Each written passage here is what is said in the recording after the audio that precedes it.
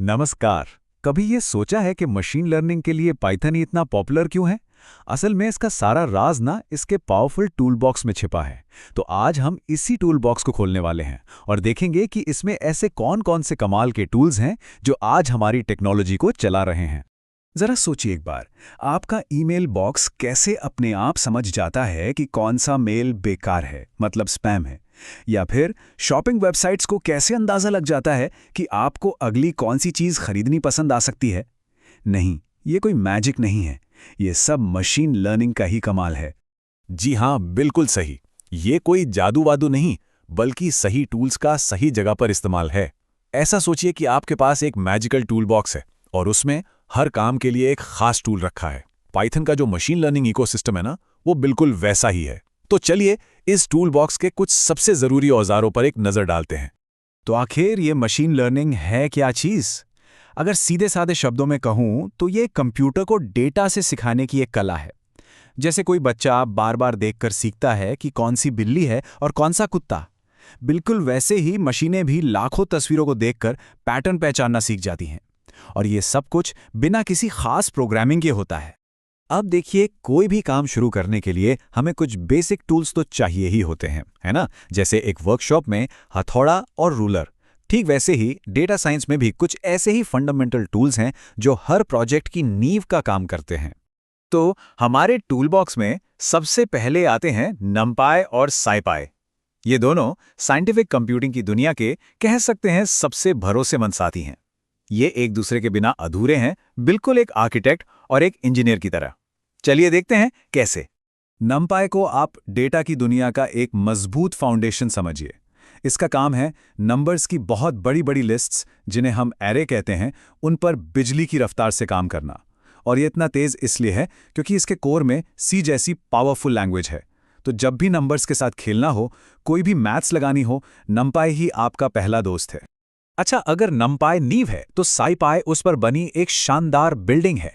ये नमपाई की पावर को इस्तेमाल करके आपको और भी एडवांस्ड टूल्स देता है, जैसे कि साउंड या इमेज को एनालाइज करने के लिए सिग्नल प्रोसेसिंग, या फिर डेटा से गहरे राज निकालने के लिए एडवांस्ड स्टैटिस्टिक्स।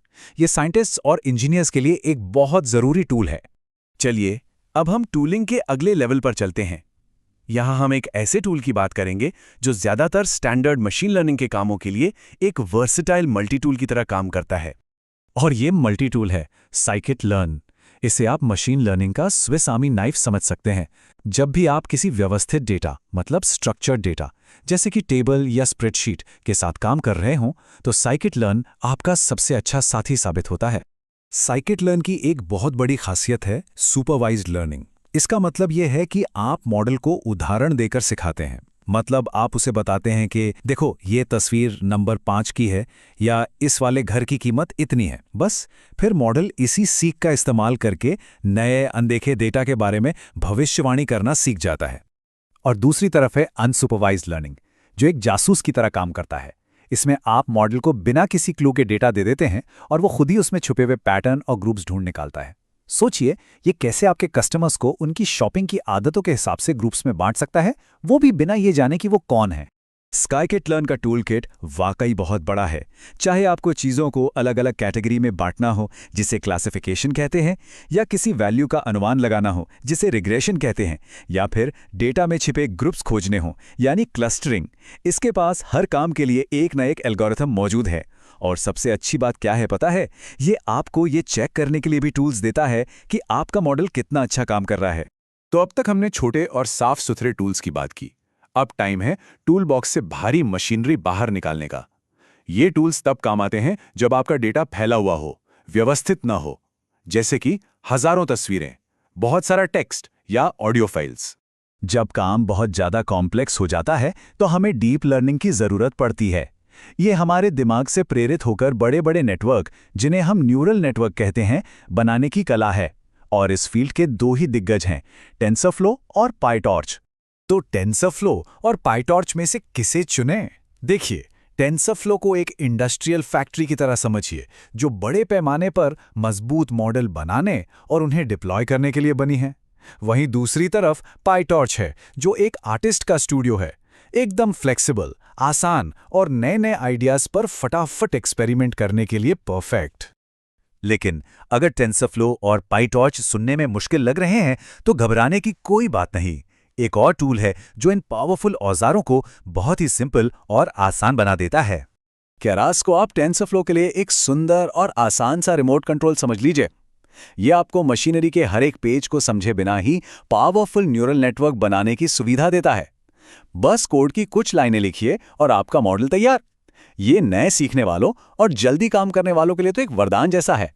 तो अब जब हमने सारे जरूरी टूल्स देख लिए हैं तो सवाल ये उठता है कि अपने प्रोजेक्ट के लिए सही टूल चुने कैसे। ये पूरी तरह से इस बात पर डिपेंड करता है कि आप आखिर बनाना क्या चाहते हैं। चलिए इसे और भी आसान बना देते हैं।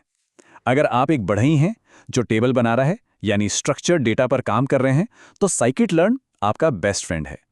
अगर आप एक रिसर्चर हैं तो पाइटॉर्च आपका जहाज है। अगर आप एक फैक्ट्री चला रहे हैं यानी बड़े पैमाने पर प्रोडक्शन कर रहे हैं तो टेंसरफ्लो आपकी असेंबली लाइन है। और अगर आप जल्दी से कोई नया प्रोटोटाइप बनाना चाहते हैं तो केरास आपका 3D प्रिंटर है। तो ये था पाइथन का machine learning tool box. Spam filter से लेकर सेल्फ ड्राइविंग कारों तक यही वो टूल्स हैं जो आज की टेक्नोलॉजी को पावर दे रहे हैं। अब सवाल सिर्फ एक है, आपके हाथ में ये पावरफुल टूल बॉक्स है तो आप अगला क्या बनाने जा रहे हैं?